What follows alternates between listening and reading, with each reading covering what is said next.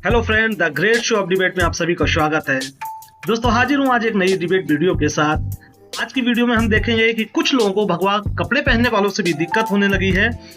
इससे पहले भी बहुत सारी चीजें प्लान की गई, जैसे भगवा आतंकवाद, मठाधीश माफिया से कम नहीं। इस तरीके की चीजें कुछ लोगों के दिमाग में बैठी हुई है। दोस्तों डिबेट वीडियो बहुत ही मजेदार होने वाली है।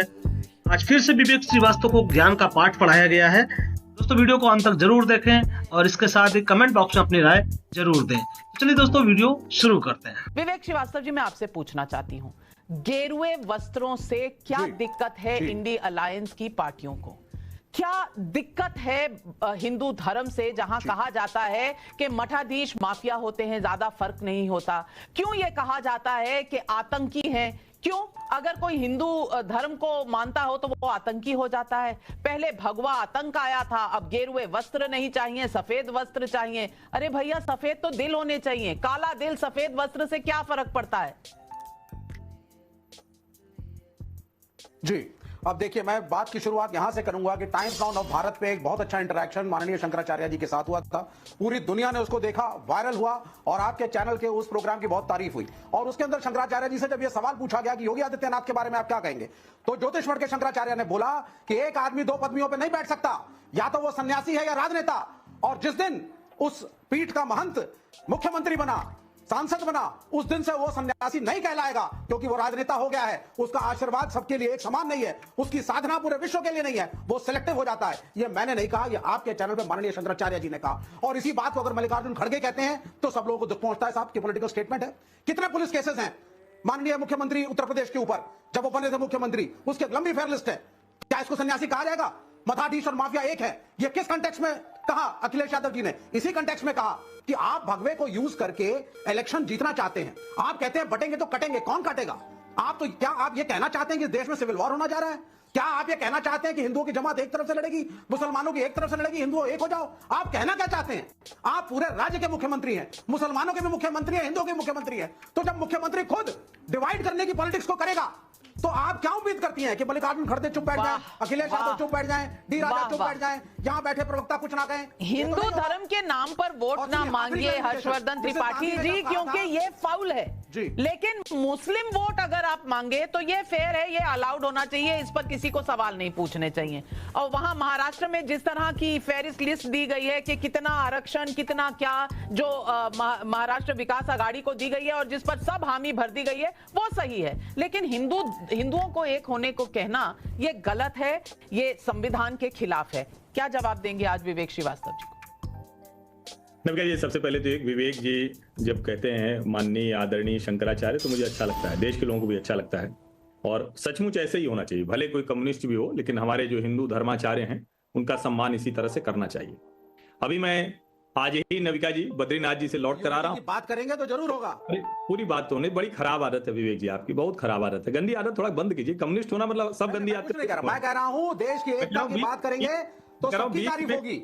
नहीं, बीच में बोलना, रूल करेंगे तो तारीफ नहीं होगी। बीच में बोलना ठीक नहीं। मैं जानता हूँ कि आपको प्लीज शंकराचार्य बोलिए, जो आज कह रहे हैं मैं बद्रीनाथ जी से आज ही उनके दर्शन करके लौटा हूं, कल दर्शन किया, आज वापसी हुई मेरी।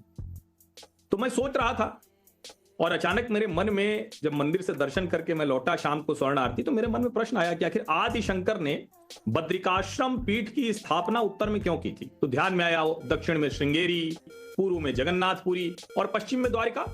इन 4 पीठों की स्थापना की। था क्या उसके मूल में? क्या था उसके मूल में? था कि हिंदू एक हो। एक लाइन की बात थी। आदि शंकर 32 वर्ष की उम्र में केदारनाथ में उनका निधन हो गया। देश के 4 कोनों में 4 हिंदू पीठ की स्थापना की। क्यों? जिससे कि हिंदू एक हो। अभी राष्ट्रीय स्वयं संघ के सर कार्यवाह दत्ता होसबाले जी, उन्होंने भी इसका जवाब दिया और उन्होंने कहा, जब बटोगे कटोगे पर उनसे पूछा गया तो उन्होंने कहा अलग अलग कालखंडों में अलग अलग तरह से इसको परिभाषित किया जा रहा है। उन्होंने भी एक बात कही, उन्होंने कहा जब जब हिंदू भाव को भूले आई विपद महान, भाई छूटे धरती खोई, मिटे धर्म संस्थान। तो धर्म संस्थान कैसे मिटे थे? कि 500 वर्ष लग गए अयोध्या में प्रभु राम का मंदिर बनने में। दीपोत्सव देखने के लिए 1947 अपनी कहानी बंद करो और इसीलिए से कहानी शुरू करो। जब परेशान होते हैं, रजवाड़ों का देश नहीं है आज। हिंदू धर्म एक करने के लिए हिंदू अलग अलग लोगों ने बात की है। और उससे जब प्रतिक्रिया निकलती है कोई तो शब्द जो आपने उसके लिया, विरोधी लोग होते हैं वो उस पर टिप्पणी करते हैं, हिंदू धर्म पर, भगवा पर, सन्यासी पर, मंदिर पर, प्रभुराम पर, ये सब टिप्पणियां होती हैं। ये कोई नई बात नहीं है, लेकिन जाहिर है आज के समय में विवेक श्रीवास्तव जी को कोर्ट पुलिस सब याद आने लगा। अरे वक्फ में भी तो यही कह रहे हैं कि कोर्ट है, पुलिस है, वहां पर चले जाओ, अलग वक्त क्यों चाहिए बोर्ड, वहां नहीं सूट करता, यहाँ पर सूट करता है। क्यों हर्षवर्धन त्रिपाठी जी, ये इनका हर 10 सेकंड में एक नया एक्सपोजे हो जाए। 100 साल पहले मत जाओ, 1947 के बाद की बात करो। तो आफ्टर 1947 मिस्टर हर्षवर्धन त्रिपाठी, और कम्युनल बातें मत करिए आप। अगर आप ये कहना चाहते हैं कि हिंदू खतरे में आज, इतना शंकराचार्य ने खुद आपके योगी आदित्यनाथ को खारिज किया है, तो या तो शंकराचार्य को मानिए या योगी आदित्यनाथ को, आप दोनों को नहीं मान सकते। विवेक जी थोड़ा धैर्य रखिए। फटोगे तो फटोगे करोगे और देश को किसी अलग गलत दिशा में ले जाओगे। योगी आदित्यनाथ को जनता चुन रही है, अपने आप नहीं आते। विवेक श्रीवास्तव जी, इतना जो गुस्सा उबल रहा है आपके अंदर, ये जनता ने अपना प्रतिनिधि चुना है। आप उसके बारे में जितना मर्जी गुस्सा हो जाए, जनता चुनेगी तो वो बनेंगे। हर्षवर्धन जी तो कुछ है नहीं, न 3 में न 13 में, बड़ी मुश्किल से कहीं होते हैं, तो इनको गुस्सा करने दीजिए। इनका और ओवैसी जी का लगभग हाल एक बराबर ही है। एआईएमआईएम वाले भी खूब गुस्सा करते हैं, कम्युनिस्ट भी खूब गुस्सा करते हैं, दोनों अपना छोटे छोटे पॉकेट्स में है। योगी आदित्यनाथ जनता के आदेश से दोबारा चुनकर पूर्ण बहुमत के मुख्यमंत्री हैं। पहली बार भारतीय जनता पार्टी ने उन्हें मुख्यमंत्री के तौर पर नामित किया, दोबारा मुख्यमंत्री के चेहरे के तौर पर जीत किया। और जब आप यूं बीच में बोलते हैं ना विवेक श्रीवास्तव, तो मुझे लगता है थोड़ा धर्म जो है वो मेरे धर्मों को और ठीक से काटिए। नहीं, तो उन्हें आप कह रहे हैं कि राजनेता आपके धर्म के